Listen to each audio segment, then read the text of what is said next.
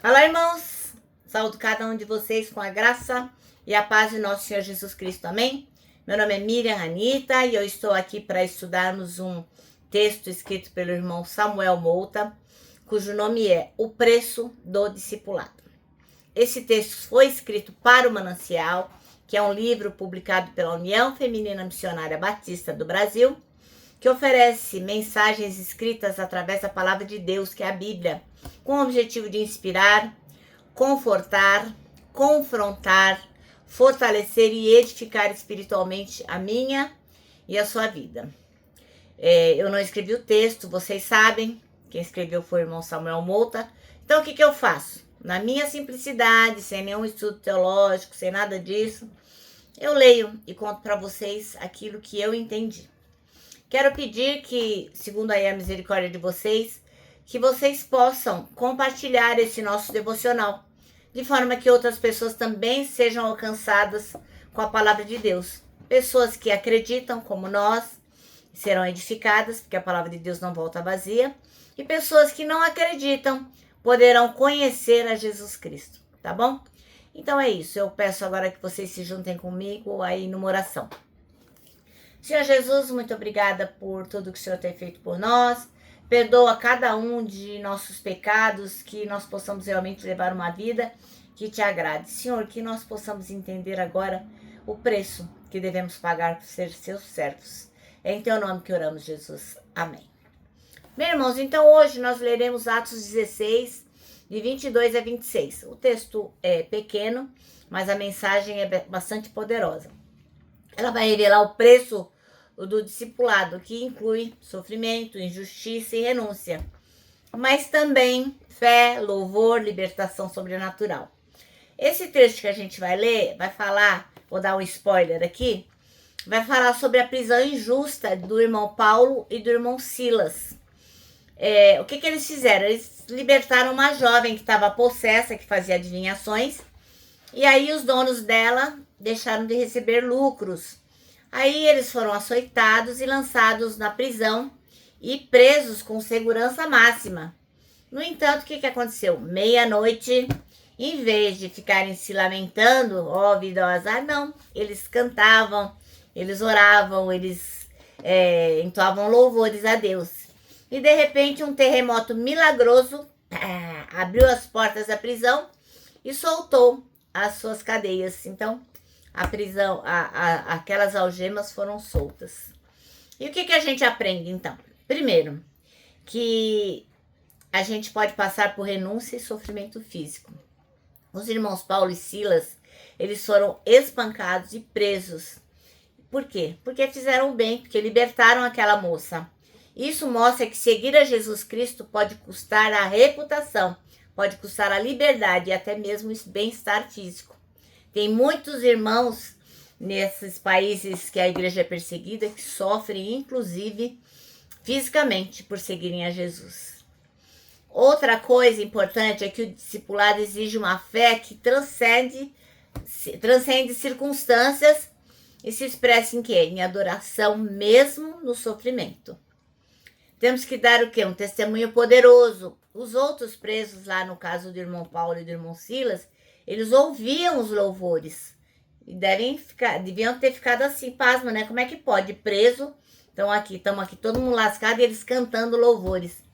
Isso porque o discipulado autêntico, ele impacta qualquer pessoa que estiver ao redor, mesmo que o ambiente não for hostil. Se o modo como você está agindo não está impactando ao redor de onde você está, isso é uma coisa para você repensar. Outra coisa bem legal e importante é a intervenção divina. Deus respondeu com um terremoto que libertou todo mundo.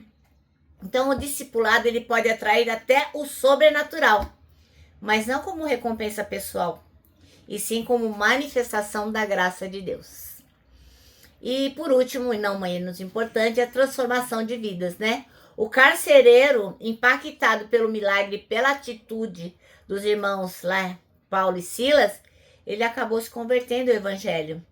Então, o discipulado verdadeiro gera frutos eternos. Como que a gente pode aplicar isso na nossa vida pessoal? O discipulado, seguir a Jesus, não é um caminho de conforto, mas de entregas. Ele exige coragem para enfrentar as perseguições, fé para louvar no meio da dor e disposição para ser usado por Deus mesmo em prisões, mesmo que as prisões sejam de verdade ou simbólicas. Como os irmãos Paulo e Silas, a gente é chamado a viver em fé, uma fé que canta no escuro e liberta os que estão ao nosso redor. Amém?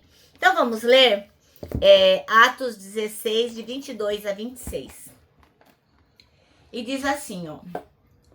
E a multidão se levantou unida contra eles. E os magistrados, rasgando-lhes as vestes, mandaram açoitá-los com varas. E havendo-lhes dado muito açoites, os lançaram na prisão, mandando ao carcereiro que os guardasse com segurança. O qual, tendo recebido tal ordem, os lançou no cárcere interior e lhes segurou os pés no tronco. E perto da meia-noite, Paulo e Silas oravam e cantavam hinos a Deus, e os outros presos os escutavam. E de repente, sobreveio um tão grande terremoto que os alicerces do cárcere se moveram e logo se abriram todas as portas e foram soltas as prisões de todos.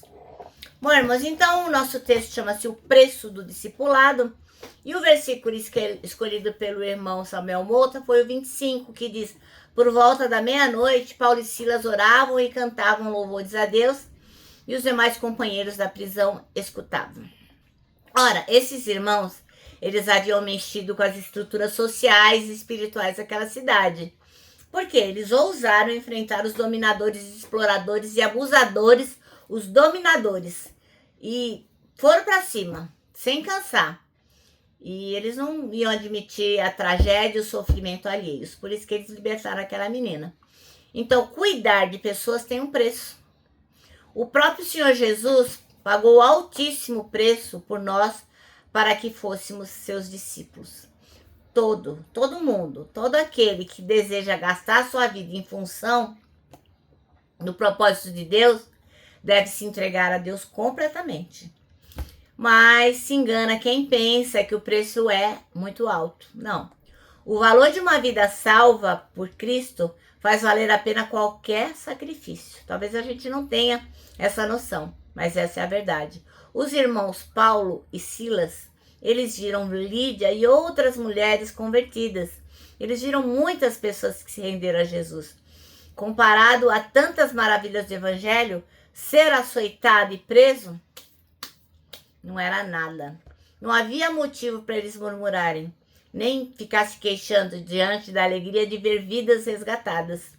O foco na missão, o prazer de servir ao Senhor Jesus e o privilégio de levar pessoas a Cristo supera qualquer sofrimento temporário que a gente possa estar tendo. Isso é para qualquer discípulo, não é para quem é pastor, para quem é liderança, não é para quem está à frente de um rebanho, nada disso. É para qualquer pessoa que resolva seguir a Jesus. O impacto do discipulado aconteceu até mesmo dentro da prisão, no caso de Paulo e Silas, né? Então, eu penso que muitos presos se renderam a Cristo por causa disso. Ora, a conclusão que se chega é o quê? Compensa servir a Jesus Cristo. Sempre, sempre valerá a pena. Amém? Bom, o nosso manancial termina assim, ó. Servir a Jesus é um privilégio grande e sempre valerá a pena pagar o preço do discipulado. Agora eu termino deixando aqui, ó, o meu abraço diário de urso, lembrando que para nós que sabemos o preço do discipulado, abraçar não só vale a pena, como é fundamental. A gente tem que abraçar sim.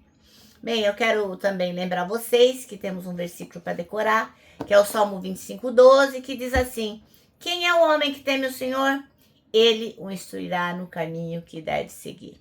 E agora, como todos os dias, eu me despeço com a frase de A.W. Tozer, que diz o seguinte: tudo está errado, até que Deus venha e conserte as coisas.